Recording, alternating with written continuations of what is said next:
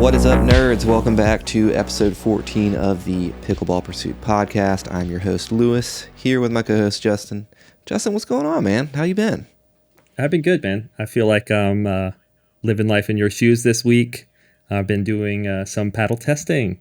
So okay. Here I am with the testing report. This is usually your segment, but I'm going to take over a little piece of it.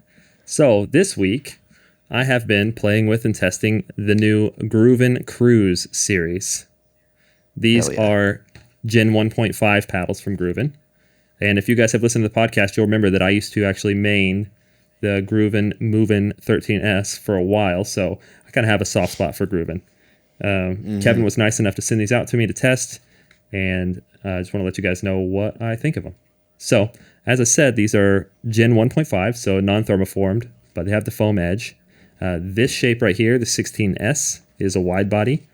It's about 15.65 inches long, so it's actually quite short, and 8.2 wide, so it's very wide. This is essentially the ultimate control paddle. If you're somebody who just wants maximum control and a really soft feel, and you don't need any power or pop, this would be your paddle. Drops and dinks incredibly easy with this. Since it has so little power, you can really take kind of bigger swings, bigger cuts at the ball, get great spin on like top spin drops and dinks and things like that. Sweet spot is very wide, of course. It's a little bit more dead down here since it's a Gen 1.5. I think that's where 1.5s suffer versus Gen 2s. But overall, great sweet spot, great control, really fast, of course. And that's that one. 16 or 13? 16 millimeter, yeah. 16, yeah. This is the 16S. I think that these Cruise series, the Gen 1.5s, are only in 16 millimeter. Gotcha. Yeah, so this is the super 16 Movin 16S and the Movin 16V are some of the softest Gen 2 paddles. So I can't even imagine how soft that is. Yeah. Yeah, if there's a spectrum, from power to control, this is all the way on control.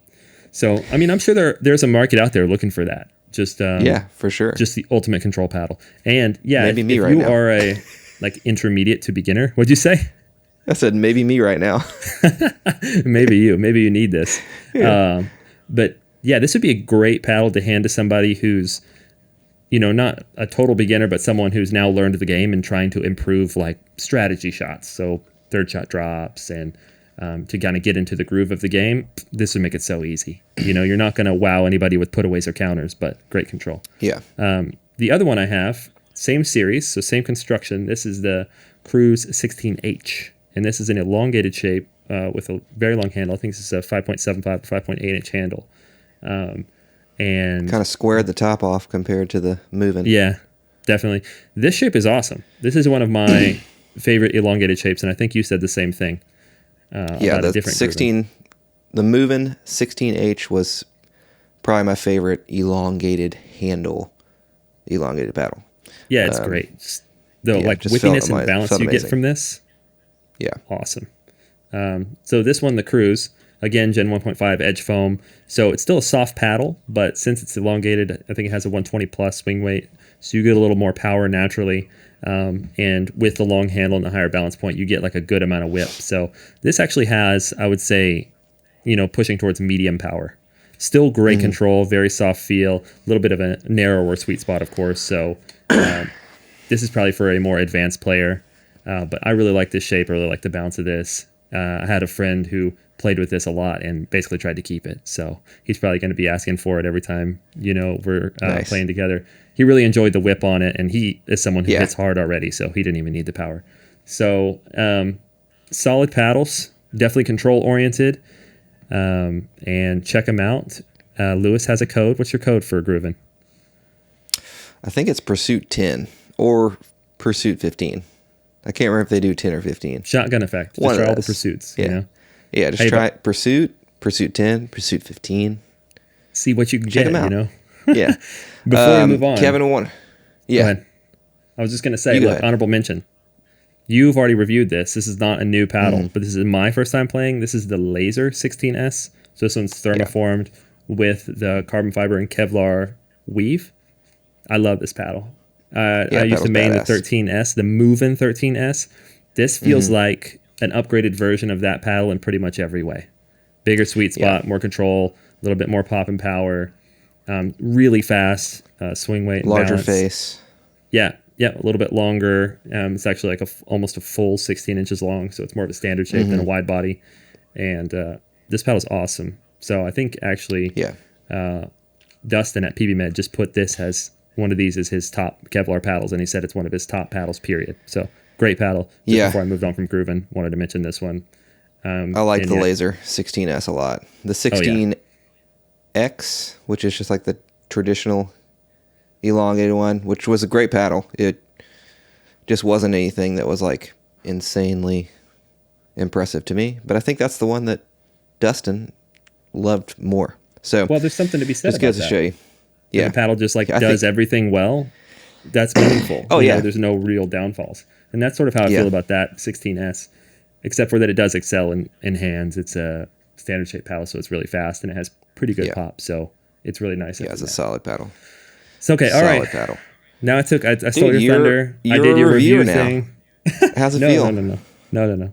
All right, let's go back to the real reviewer. What have you been playing with? You leave Mark for 1 week and you have 4 paddles that you're reviewing. Like, what's going on, bro? I think it's been 3 weeks. That's right. It has been a little. Yeah. It has been a little while. Well, dude, we'll get to my review queue. I am dangerously close to finishing the Reload review. I wanted to spend a lot of time with this paddle because I've talked about it on probably every podcast for the past 3 podcasts.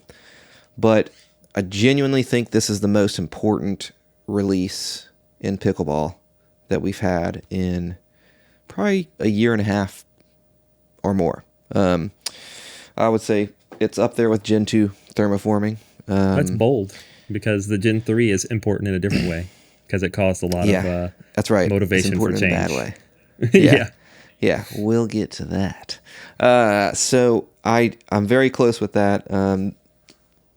If you just want a quick early access on the review, highly recommend this paddle if you are someone who likes elongated shape paddles and are fine with a slightly head heavy paddle that does not have a tremendous amount of power. I think this could literally fit anyone who likes elongated shape paddles and can handle a slightly head heavy paddle. Yeah. In fact, if you are that person, I would recommend this over every single elongated shape paddle. Just because you can replace the grit.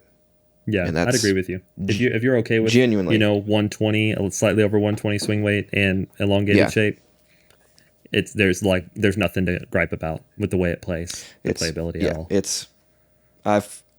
It got crazy with how much I enjoyed this paddle that I was like thinking about switching to it. Like that's how much. And you're not an elongated guy. No, I haven't played with an elongated paddle since I got a Vatic Prism Flash, which was like not long after I started playing pickleball. Yeah. So it's just not something I usually play with, but really enjoyed this paddle and thought it played perfectly fine. And the fact that I could play with it as long as I wanted, get as used to it as I wanted, and just replace the sheets of grit whenever I want is very enticing, because although I'm sure I could probably ask a paddle company whose paddle I'm maining to send me more paddles, I don't really like to do that. I don't really like to ask for more paddles.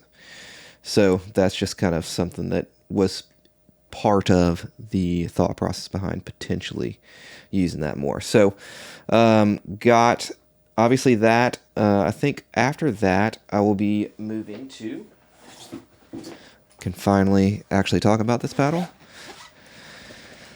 the J2 Ti, which is the J2K or J2 but in titanium. So they will not be making this red titanium color. They're going to only be doing, I believe, blue and gold. Blue? But yeah, blue. Have you seen blue titanium before? I don't think I've seen it. Yes. Yeah, I've seen lots of pictures. It's pretty cool. It looks good. I actually think I like the red a little more than the blue, but Shocker. I don't really care because the feel of titanium is so unique and feels so good that I don't care what color it is. I love this. The gold is one that's going to be clearly it's going to be like the crowd favorite, I would imagine. But I've been testing this a lot. I've been thinking about potentially, which we'll get into later, potentially switching from the J3K Pro to a different paddle. And just like, this is just almost a no-brainer, but I kind of want to test a couple other paddles. But man, freaking love this paddle. So it's not even available yet, but when it is, I'm sure code Pursuit or Pursuit 10 will be able to be utilized to grab one of these. So J2 Titanium is coming soon, guys. So be on the lookout. I'm excited for that one. Yeah, that looks very interesting. Probably after that, shortly, will be the new Ripples. Hopefully. Depends on how long it takes for me to get to the J2 Ti. But these Ripples from Rhombus, which is the R2 14mm and the R1 14mm Ripple. So these paddles are crazy looking, dude. They have you hit with them at all? No, I have not had a chance. I mean, you can like see they are literally ribbed. The Ripple name comes from these. Yeah, the Ripple effect. They feel very light. I haven't put them in my swing weight, twist weight machine yet, so I haven't ran the numbers on these, but they feel pretty good. But, as you'd expect feel pretty quick, as you would expect from a 14mm. This, for whatever reason, this just feels like more bladey than elongated. I'm not sure why.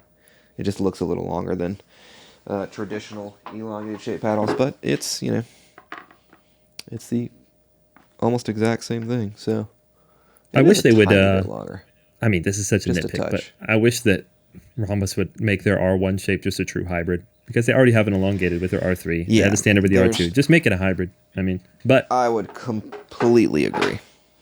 No reason to have two elongated shape paddles. The Aero Curve and a just squared off elongated shape paddle are virtually the same paddle. There's almost no difference. Small difference. Yeah. Maybe you're shaving off half a swing weight point and lowering the balance point a touch. But there's just really not that. Two? Yeah. If 2 points swing weight, and then lucky, 1 or 2 millimeters in the balance point. But yeah, so not enough to be a number one, super noticeable, and number two, a super beneficial change, in my opinion. So Dong, my man, just make it 16.3 by 7.75. I mean 7.7. Yeah. Just do it. Do it. So yeah, I got those. Can't decide if I'm going to review the Pro X, but this paddle slaps, man. If you like the Havik 15 Pro and you want something with more power and more pop, just go with this. This paddle freaking rips. So Mavericks Havik Pro X Pursuit 15, I think, for them. You guys just change them all to Pursuit, bro. I know. I need to. It might actually be Pursuit. It's either Pursuit, Pursuit 10, Pursuit 15. So guys, just run through the trio, and I'm sure one is going to work. I'm going to make a database with all of these. I thought about this the other day. I was like, it just makes sense to just have that available for everybody. Yeah, definitely. So you don't have to guess and be like, what's your code? What's your code? So yeah, that's my current queue. I will not be getting to a full review of the Body Helix Gold Kevlar X4, but I will be, talking about it quite a bit on this podcast. Wait, still are you haven't missing had a something chance to test it in your queue? Yeah, I got it coming next. Don't worry. Yeah. Oh, okay. Yeah. All right. Neonics, right? Is what you're talking about? Yeah. Okay. Yeah. Just making sure that was in your queue. Yeah, and then I also need to test the. Oh God, sorry guys. Jeez. The Ethos Dunamis. I can tell you, I'm not gonna like this paddle, but that does not mean it's not a good paddle. This thing is going to be an absolute freak at the net. So if you are someone who really likes to initiate hands battles and just be a absolute frickin' menace at the kitchen line, you'll probably love this paddle. So crazy fast. So, and it feels insanely poppy. Like, it feels like one of the most poppy paddles that I've ever felt. That's more of a me paddle than a you paddle. Foam. Yeah. Like a stiff poppy standard shape. Yeah. All right, so we have a couple of paddles from Neonic that were sent to me, as well as Justin. Justin, whip it out, dude. Boom. Whip it out. Bam. We talked about these last week, right? Didn't we talk about these last week? I don't think so. I think I got these last week, right? You might have had yours before me, but I had these last week. That's right. So I didn't have these. I played with these an excessive amount. I played with the Titanium about 3 games or so, and done a little bit of drilling with it. And I've played with the Prime. In a week, that's a lot for me. And then I played with this a ton. Like, legitimately, I've probably played 10 games with this. So the reason why I played with this one is because I did notice that this, on Discord, apparently people think this is like the most poppy and just aggressive paddle at the kitchen line that they've ever felt, comparative to the Annalee. Yeah. What is it? Is it Bantam? Are they Bantam? Yeah, the Bantam, yeah. The Annalees? But here's the catch. Which are super poppy. I think there's a missing piece of the story there. There was prototypes of this. This is the Flare Prime. I was going to get to that, yeah. The prototypes were sent out. A few people on the Discord gave their feedback on the prototypes and said, wow, these are incredibly powerful and poppy for 14 millimeters, basically between the Annalee 12.3 and 14.7. So like right off the Annalee paddle, which is one of the most poppy, if not the most poppy, standard shape paddle. That was the feedback, weeks ago. And then this batch, which is a more production ready batch, was made available, sent out. And then there were people on the Discord at that time also saying the same thing. Oh yeah, I just got my Flare Prime. And wow, it's so incredibly poppy.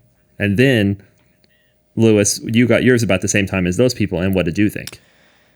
I was like, this. Here's the thing.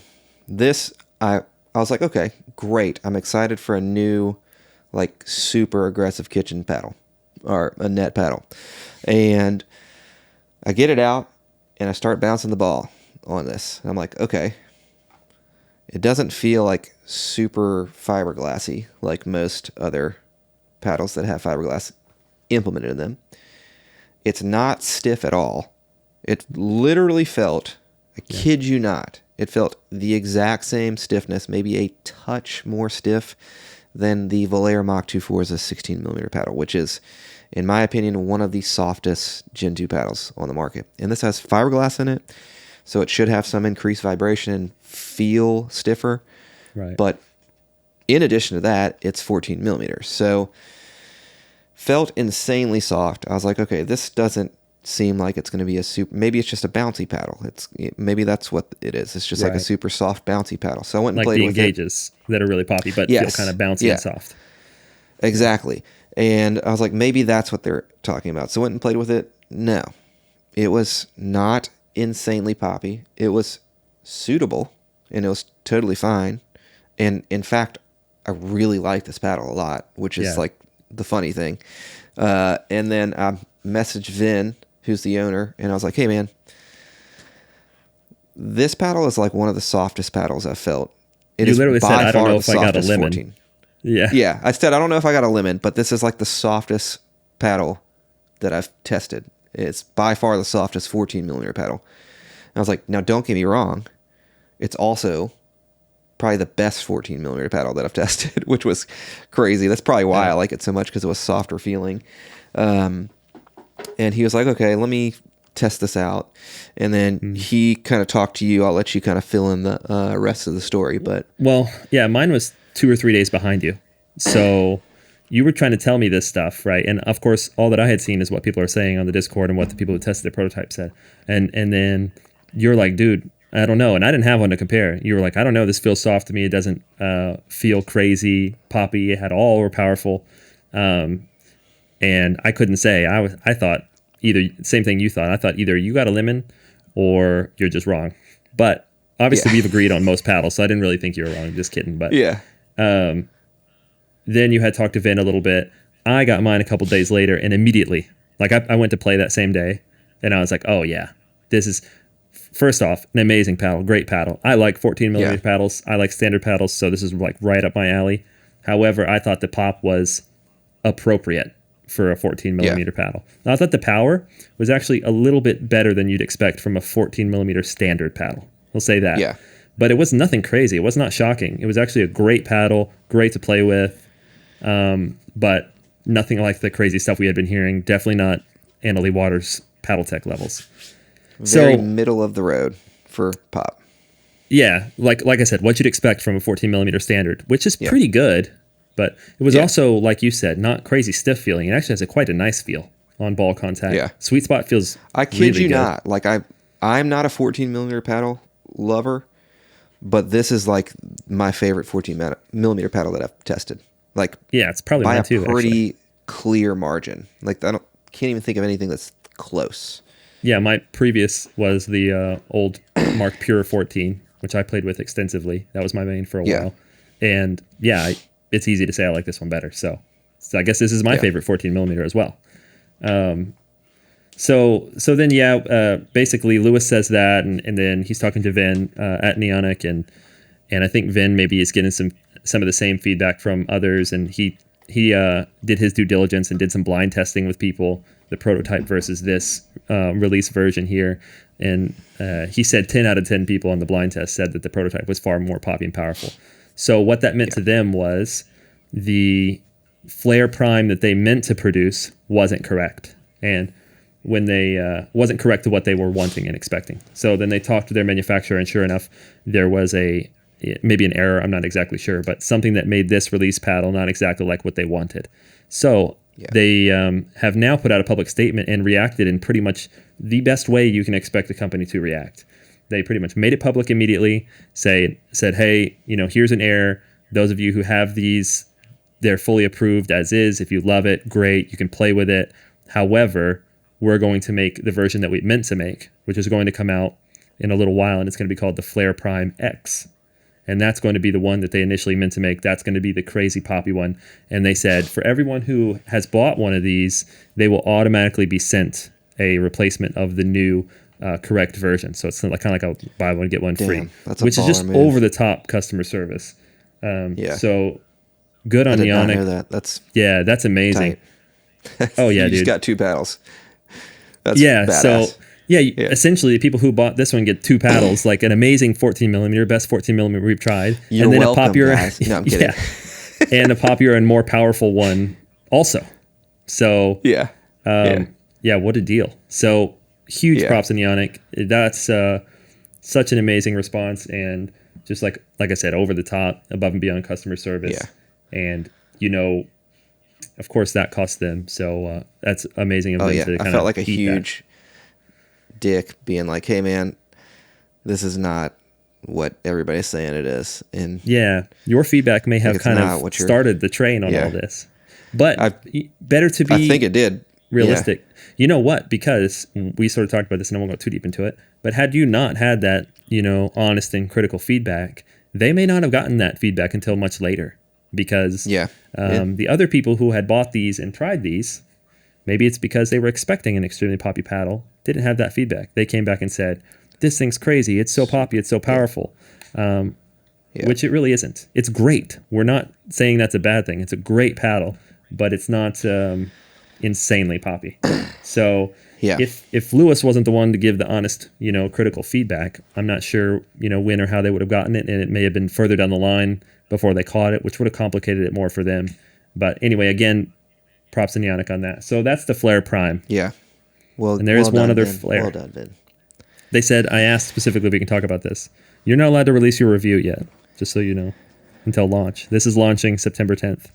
So we won't go into too much detail. We'll save that for your review. But I'll just say this is my front runner for my new main. I love this paddle. Great feel. Damn, that's high praise. Yeah, and we were, you hinted at this earlier, looking for a new main. And now here you hear me saying the same thing. Because for us, it's kind of hard to have a main because you're testing all the time. And here's another little teaser that we won't go into detail on this pod. But the reason why Lewis and I are looking for mains is because we're playing another tournament together.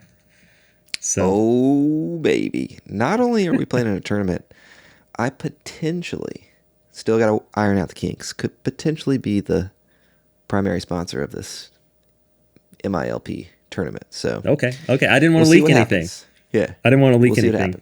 We'll have to get into the details when more things are confirmed. But just know that we do have it lined up. And regardless of anything else, we're at least going to be playing. So we'll play together, and you guys will get probably another low light reel. So yeah, from us. Well, I went and found 2 baller ladies to play with. So hopefully they'll just carry us, which would be tight. Please, we'll just lose every men's match since it's an LP format, and then hopefully they just win every women's match and then carry us in mixed. Yeah, so, exactly. It's our only hope, Michaela, actually. Sarah, please, God, take us to the promised land. So that'll be fun, man. I'm looking forward to it. We'll talk more about it. Yeah. Short synopsis, really like this paddle as well. Easy to play with. So yeah, man, that's for the most part paddle queue. I'm missing some, certainly, but oh well, shit happens. We'll talk about it next week. Who knows? So you ready to get nerdy, bro? We're 27 minutes in. Let's get nerdy. Choo choo. You want to go to NERDTOWN? Let's go. Okay. Let's go to NERDTOWN. Take us. Come on, all aboard. I should have prepped some graphs. I know you should have. We haven't had graphs on the pod in a while, dude. So, I know, dude. Your nerdiness is going down. Slacking. We've talked about spreadsheets, but we haven't had any visuals. I know. Well, all right. I got to step my game up, my graph game. Get your shit together. So this would be an ideal pod for graphs. Maybe I'll put some together. Probably won't. So don't expect it. Definitely not. 100%. So I think we briefly mentioned this on one of the first 3 episodes we ever did. So, and we definitely talked about it on the Instagram Live way back, this preceding the podcast. And Braden has talked about it once. But what I want to talk about today is power curves, a linear power curve versus an exponential power curve on a paddle. So, and this is especially pertinent right now with all the foam cores coming out, Gen 3 and others from other brands. You're seeing it more and more. But foam core, and specifically anything that has a sort of dynamic response like a trampoline effect, tends to have an exponential power curve. And what I mean by that is if you have a linear power curve, essentially you will start here and say the amount of power I put into my swing exactly equals the amount of power or speed that the ball comes off the paddle at this rate. So the faster you swing, the faster the ball comes off, and it increases linearly, right? So to me, that means the paddle is very predictable and it's very easy to control, because you got to also think about the ball coming at you, right? If it's coming at you faster, like on a reset, and you have a paddle with a linear power curve, it's easier to predict, like, oh, the ball's coming at me this fast, and then I put, coming at me at 80, and I put 20 in, then I know the result is 100, right? However, there are a lot of paddles being released today, and they actually market this as an advantage that have a exponential power curve. So what they'll say in the marketing is, oh, soft on the soft shots, but powerful on the powerful shots, right? So then the power curve goes more like this and then peaks up. So it's like, oh, as long as you're not swinging much or not putting much into it, it's very soft, very controllable. But the moment it hits a certain threshold and you start putting more power, then the ball's going to fly off, and that's like a lot of these, Gen 3s or trampoline effect.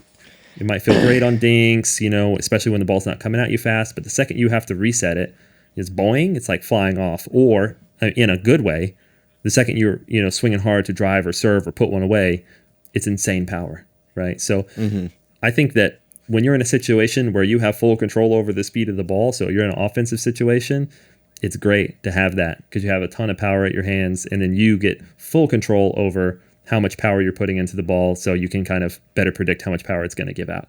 However, in defensive positions, I think that paddles with an exponential power curve are significantly less predictable and harder to control. So yeah, no good. For those reasons, I have a heavy preference towards paddles that have a linear power curve. And I think that's why I've liked stiffer paddles, thinner core paddles. They just have very little trampoline going on. It's just basically a super predictable bounce with the amount of power you put in or the amount of power that's put into you and how much is going to come back off.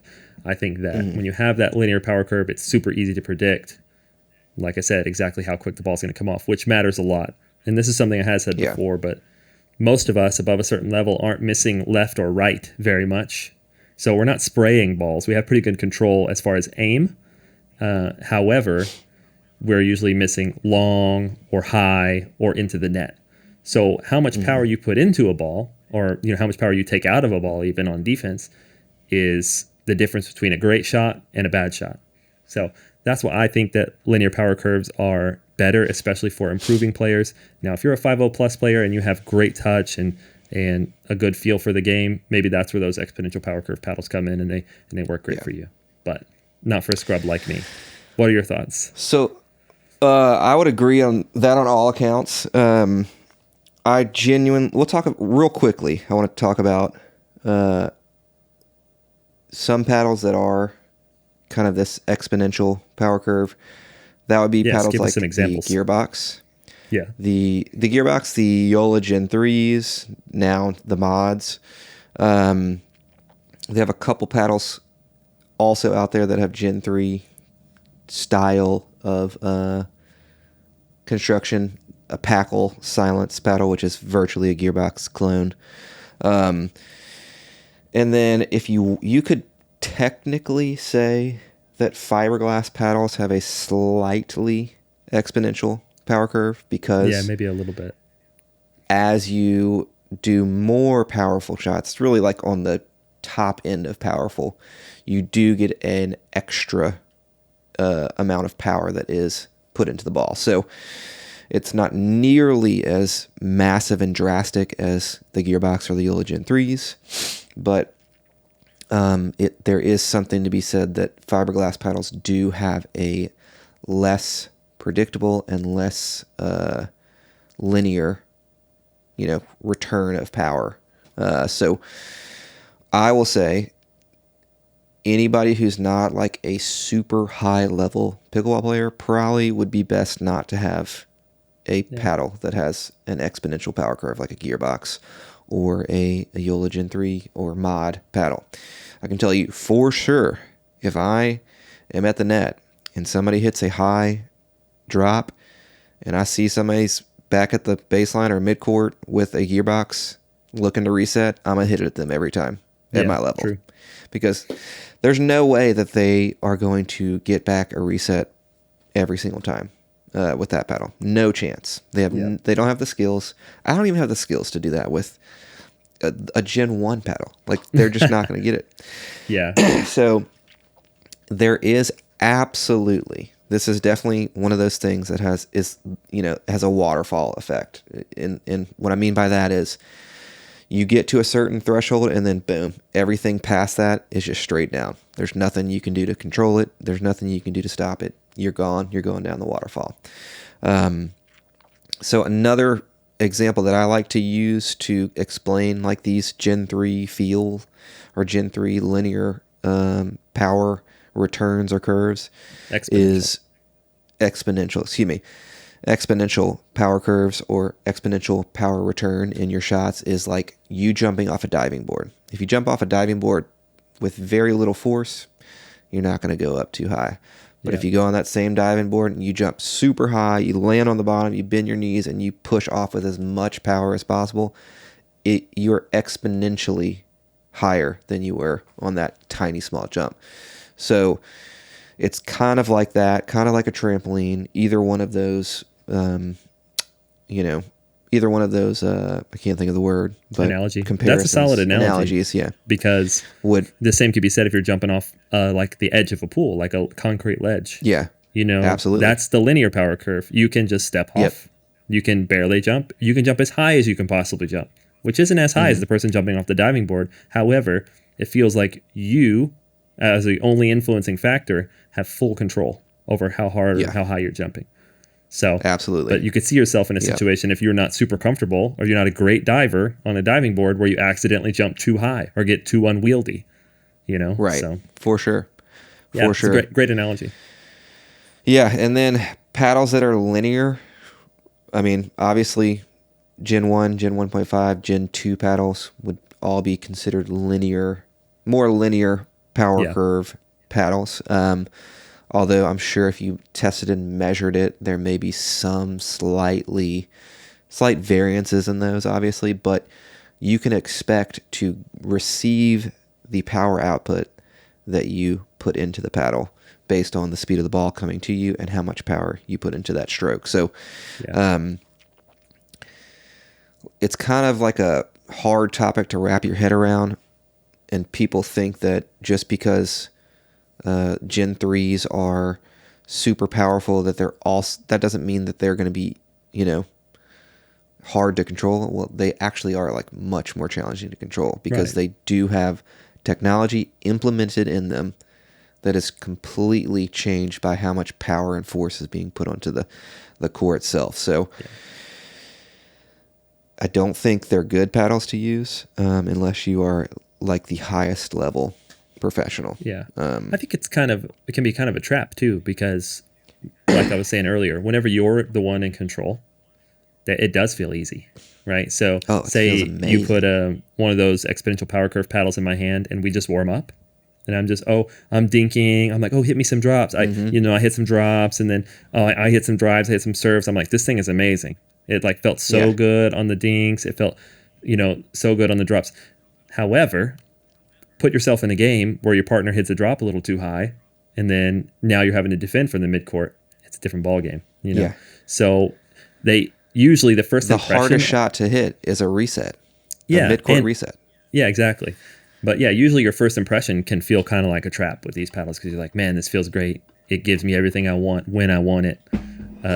But you're just in the exact situation where they excel, which in gameplay is probably only 50% of the time of your game. You're not on offense 100% of the time. And if you are, go a level up. You're playing down. Yeah. But anyway, that's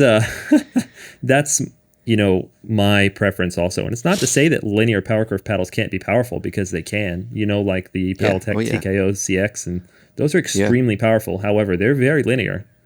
And all the Paddletechs, even the ALW, they have a lot of power, but it is linear, the response. So even though they're more powerful and it's a little bit more difficult to play defense with them, it's not because of their exponential. It's just because those are really poppy and have a lot of power. Yeah, super poppy paddles. Yeah. And there's obviously, this is not like cold, hard truth and facts. There's obviously going to be some slight, change in how much power comes with each different type of stroke, but it's much more easy to gauge and control with Gen 2, Gen 1.5, and Gen 1 paddles.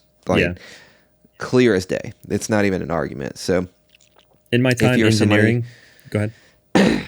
No, you go ahead, man. I was going to say in my time, engineering paddles, doing R&D and things like that, this is something I specifically looked for. Because for the masses, for the general public, a linear power curve is just going to give better performance results. So for sure. It is something that you can engineer for 100%. So it's all about the materials, of course. But what were you going to say? I was just going to say, if you are someone who is not 5.0 and above, that mod looks enticing. You hit bombs, you hit massive drives, but you're only hitting a third shot. You're only hitting one third shot in a game, per point, if you're serving. So, and if you're anything above 3.5, most of the time people probably can put something on, their paddle on the ball of your drive and be able to keep it in, and then, you're having to play a more control-oriented game. So I don't think they're as enticing as people, think they are. Now, if you're somebody who has massive drives and that is a huge part of your game and that's just everything, it might make sense to have a there's something to be said for a mod. People who play just pure rec. They don't, if like there are people, and I play like this on certain days. So I say there are people at, even at certain times who just say, I just want to have fun. I don't even care about winning or losing. I'm not playing any tournaments.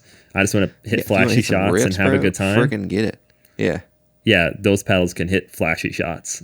And you just got to be okay with not playing great defense probably. But if you don't care about winning, that's fine. So Absolutely. There's a market for sure. Yeah, for sure. That's a good point. Yeah. Well, nerdy topic, man.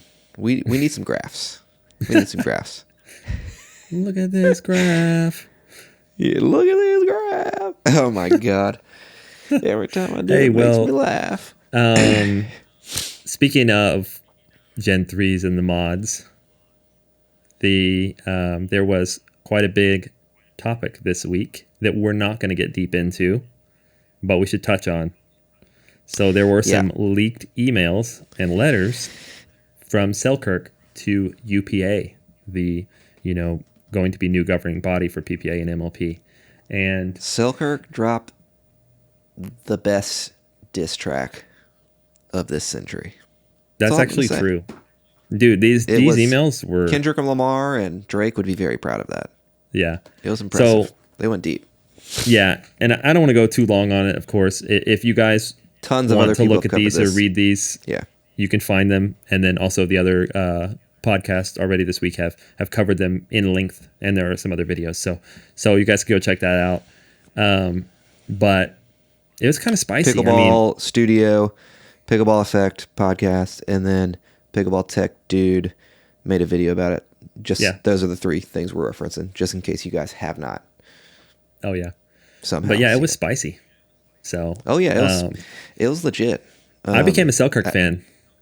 Bro, I'm telling you, dude. The last 2 weeks, they have completely done a 180, dude. It's like the Step Brothers scene. It's like, did we just become best friends? Yep. With the Halo coming out, dude. Yeah. Oh my God! Like Selkirk is, man, I feel bad for shitting on them, but they were struggling making a paddle that was worth the price for a long time, and that actually performed with other. Now they dropped the Halo Pro line, which is a perfectly solid paddle in today's times, and then they go on and basically are trying to take down one of the most just take down corruption. Yeah, interesting thing that's happening to professional pickleball and the paddle industry as a whole. Yeah, and they're defending all of the small paddle companies, which is crazy. Yeah, they're the most.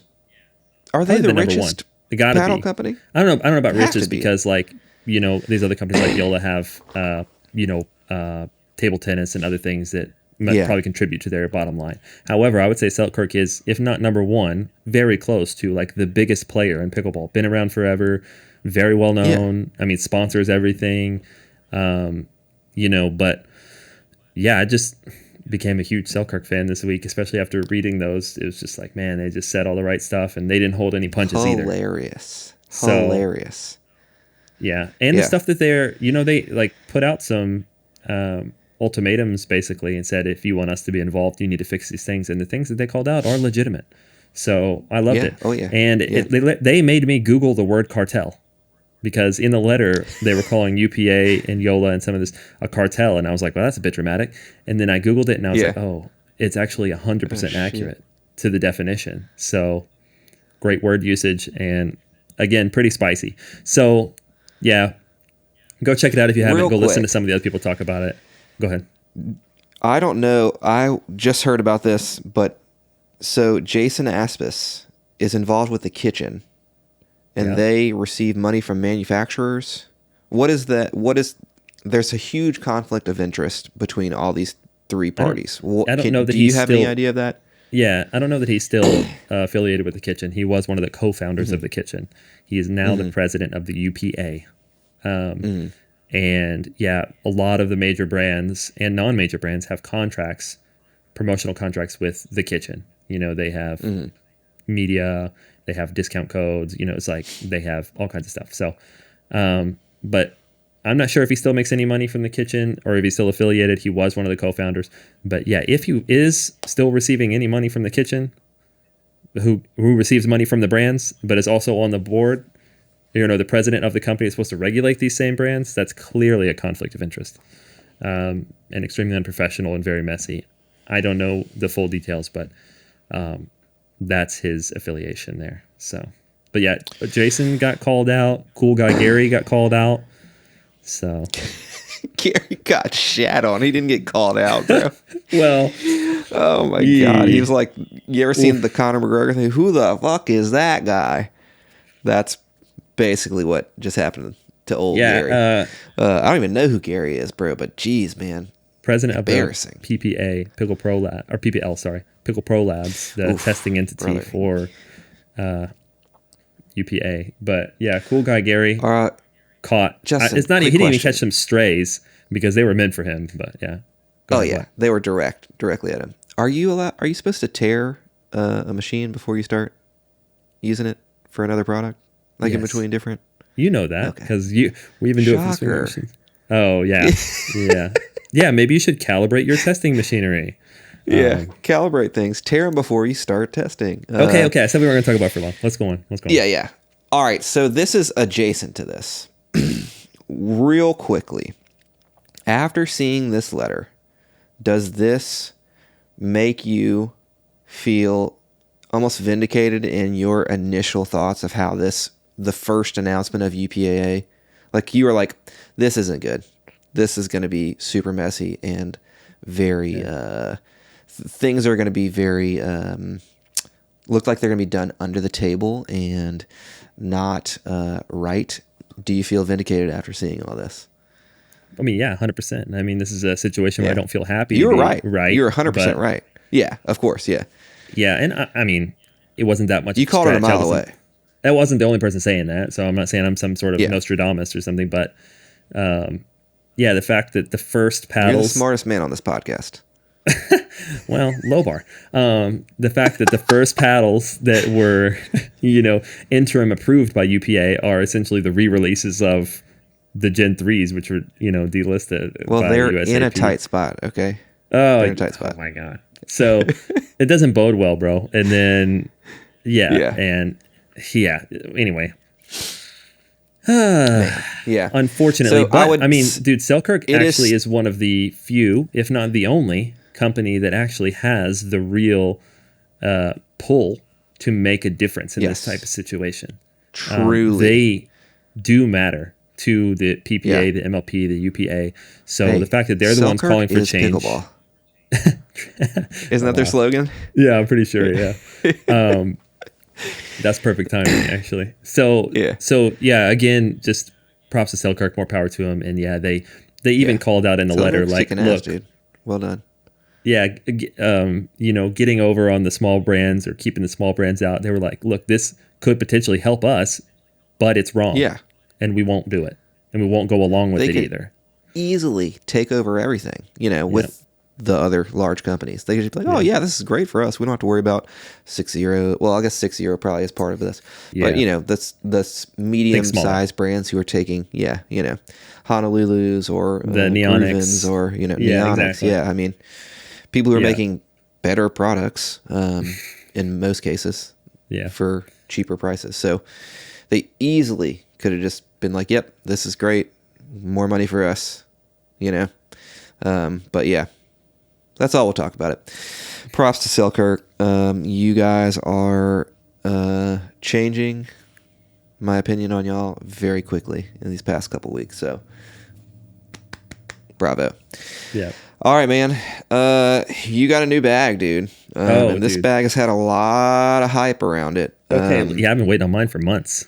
This finally got delivered. This isn't going to be graceful, y'all. I don't know how you put something like this in a frame like this, but... The ADV bag, baby.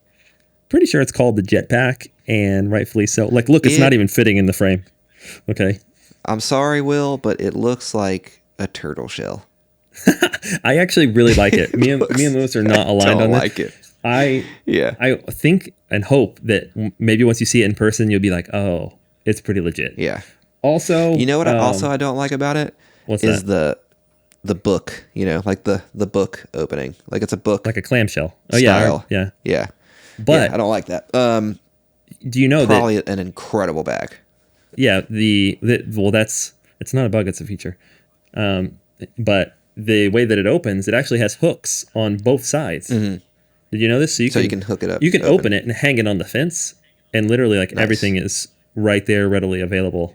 You know. Yeah, that's pretty tight. So if it didn't have both hooks, that would suck.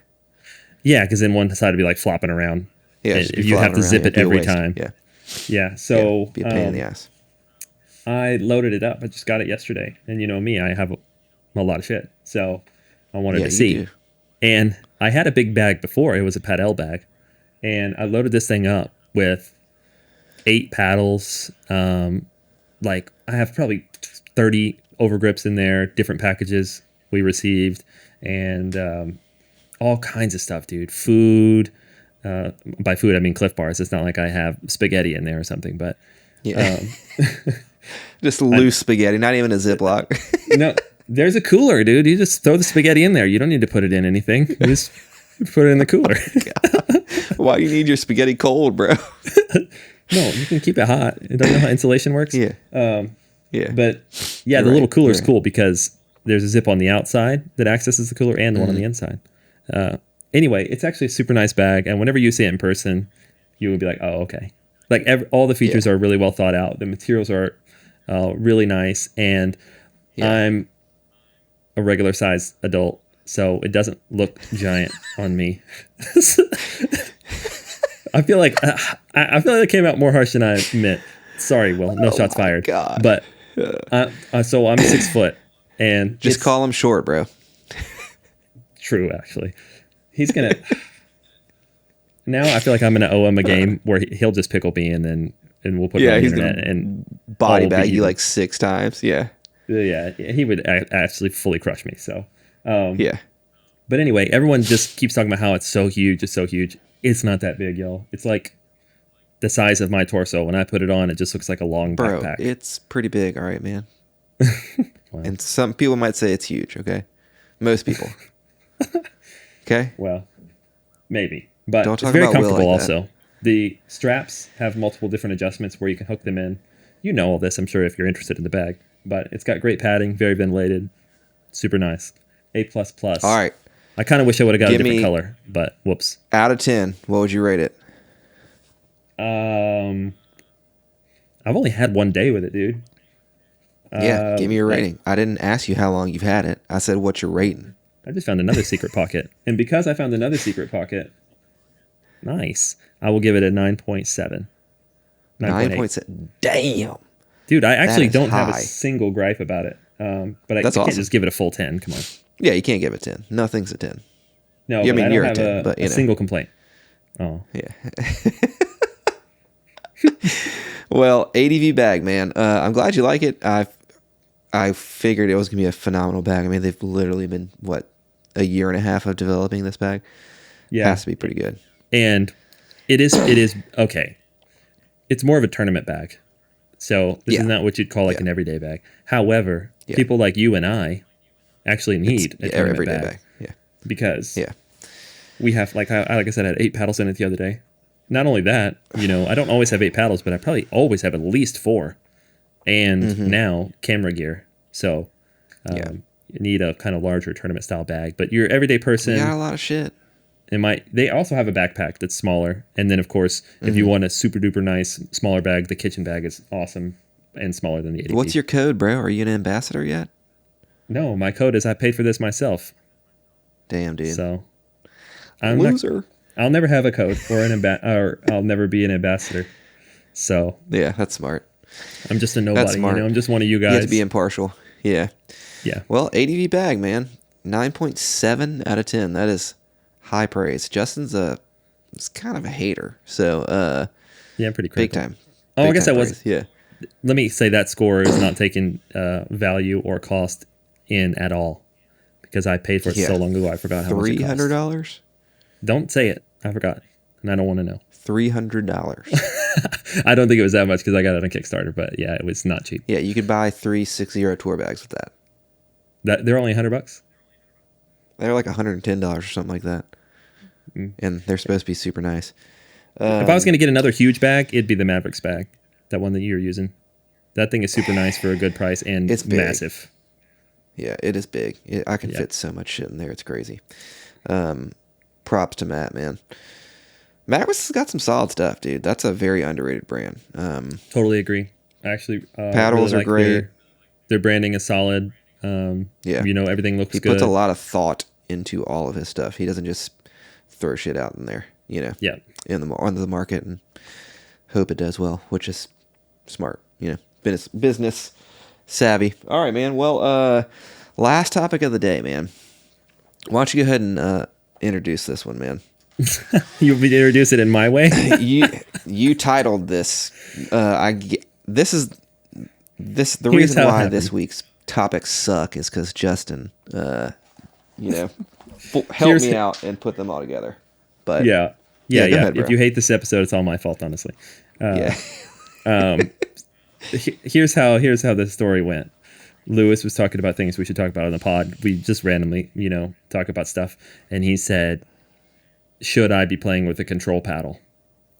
And so, of course, I put in the topics, in the titles, "Is Lewis too trash to play with a power paddle?" And now we need you to answer it for us. Are you too trash of a player to use a power paddle? I wouldn't even... Would you call the J3K Pro a power paddle? So it's even worse. Are you too trash to use an all-court paddle? God damn it, dude. I just played myself. Fuck. So here's... And I had a couple of pop-ups in a drill session the other day, and I was like, son of a bitch, man. Like, do I need to just, go all out for, super control-oriented paddle and just see how that plays? Because, I've never really played with, a super control-oriented paddle. I mean, the J2K, you could say it's control-oriented, but I would say it's more all-court than anything. So I was like, man, maybe I need to try out something a little more control-oriented. I definitely do miss playing with hybrid-shaped paddles, although I do love the handle length on the J3K Pro. I mean, here's the thing, dude. I'm probably just going to stick with the J3K Pro. I'm just making my life miserable by going to test other paddles. Yeah, I've been on that for a little while, but I thought about, the shapeshifter, the core shapeshifter. Thought about just going back to the J2K. Thought about going to the Pickleball Apes Proline Energy S, the Neonic Flow, honestly, probably it's subliminal messaging. No, the Flare. I love that paddle a lot, but I think I would just rather a hybrid shaped paddle. And here's the thing. It's probably going to come down to the Bread and Butter Loco, which is super soft, great spin, just an easy paddle to play with. Very similar to the Neonic Flow, but for whatever reason, I just prefer the shape of the Loco better. And it's probably... It's either that or the J2 Titanium.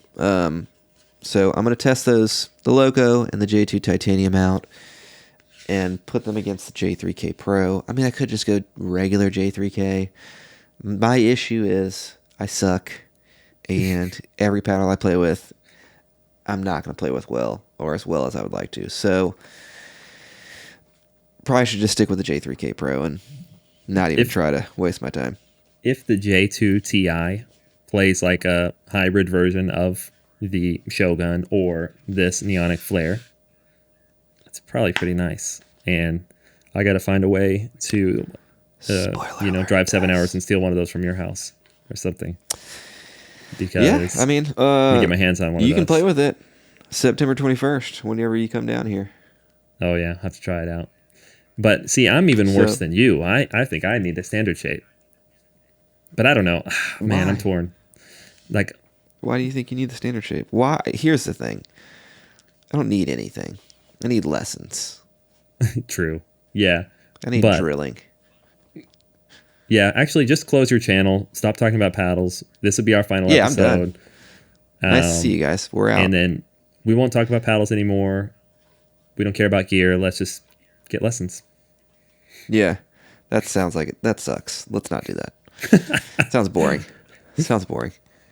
Yeah, that's just been my dilemma. You know, do I need to go something more control oriented? And I don't know. Maybe I shouldn't just let a couple pop ups get in my head. You know, but yeah. Your boy's trying to get better, man. I've been drilling hard. My wrist hurts from drilling flicks yesterday. I've been putting in the work on that Titan Ace machine. That's good.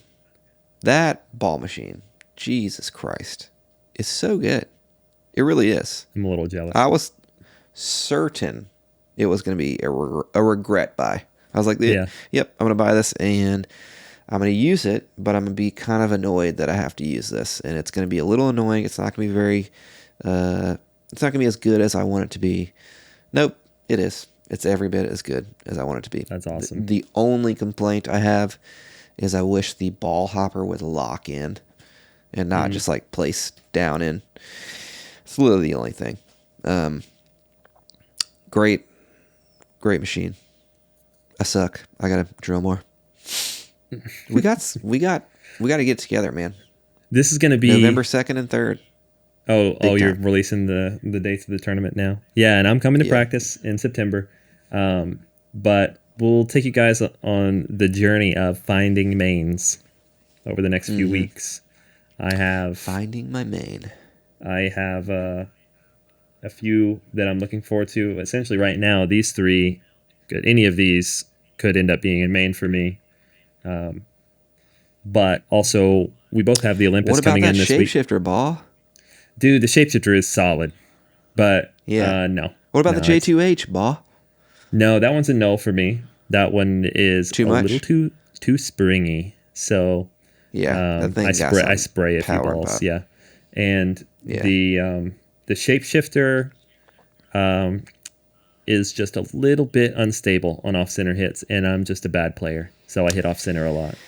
Yeah, that is its one downfall. It's not the most stable hybrid shape. When you hit it pure, super nice. But yeah. Oh my god, dude, that paddle feels phenomenal. Yeah. But I mean, that's the thing. We're comparing that against like the J2K, which is like arguably the most stable paddle. J2TI is looking pretty nice. It's checking a lot of boxes. It is. It's checking a lot of boxes. It plays wonderfully. We'll have a review for that soon, guys. I think that'll be another. It's not surprising at this point. I mean, that's just going to be another popular paddle. Honolulu let me just seems to have cracked the code. All these months later, what are we? 6 months later from the Shogun release, and even months before that, you know. These factories were shopping around titanium, and I thought it was a total bust, dude. I was like, no way. You freaking idiot. I was wrong. Dude, wait, you shouldn't have said that. You were right about UPAA. You were on a streak, man. I told you I'm not Nostradamus. You didn't have to admit you were wrong. I was wrong about titanium. We might have even talked about it. I think I had said, because people were like, oh, is it the next Kevlar? Yeah, you thought it was like... And I said, nah. But... And I was like, good. Bruh. It's got a great feel. It's so good. So I was totally wrong about it. I'll take that. And I actually hope we see it in more orientations, as in different paddle shapes, different cores, and kind of get to know the attributes even more. Until you try it. Yeah. So do you feel like it's the smoothest feeling face material? Yeah. Yeah. I would say that and 100% nice Kevlar. 100% Kevlar in the right application feels pretty like plush and smooth also. But the 100% Kevlar to me feels plush and smooth, but like too soft. It's just like almost pillowy, you know, whereas the titanium has a little bit of that rebound, that spring back, that springy feeling, which is nice. It gives good power while also being soft. So, and it's not overly, I guess now that we'll talk about it, the power curve is more linear than it is exponential. Oh, for sure. With titanium, even though it has a slightly springier feel. It feels like it feels like a smoother dampened fiberglass. Yeah, exactly. Honestly, that's a perfect comparison. Yeah. Yeah, if fiberglass had no vibration and felt good. Yeah, exactly. This is what it would feel like. I mean, that's a good endorsement because we said we liked the playability and performance of fiberglass, but didn't love the feel. It's a little bit harsh. Yeah. So make that smooth and nice feel, and then boom, you have titanium essentially. So maybe a little bit less poppy. A little bit less poppy. But hey, so little teaser. Next week we're gonna do a giveaway. Won't say what yet. Oh, baby. Yeah. But one overgrip that's been used. Just kidding. One used overgrip. We will also be doing a review of the U dripping overgrips. Oh yeah. Spoiler alert. All of them. These are my favorite overgrips. The Pro Tour. Yeah, that's why you see a black one on here. This is the U dripping Pro Tour. And they're so good. But we also have the Pro Comfort and the what's the Pro Dry, I think is the name of the other one. So I'll have to put in some work. Actually a sick grip? These Wilson Pro Grip perforated. Yeah. Of course they are. But yeah, U-Drip is amazing. Probably my number one. Yeah. Bodhi is a very close second. Very close. We're going to have to do the full overgrip review and comparison at some point, but we're making our way through trying them all. Next time on the Pickleball Pursuit podcast. Actually, perfect segue. Let's get out of here. Next week we'll do a giveaway and maybe talk about some overgrip stuff. Let's do it. Overgrip shootout as a... Isn't that what they like to call it on the Pickleball Effect podcast? The shootout? Or the rumble or some... I don't know. Let's do something better than theirs. Yeah, those guys. Kyle, dude, terrible at naming stuff. Gosh. Watch out before you get shoulder pressed, bro. Yeah. I told him, for the love of God, please shoulder press me after y'all destroy us. He could, too. He actually could.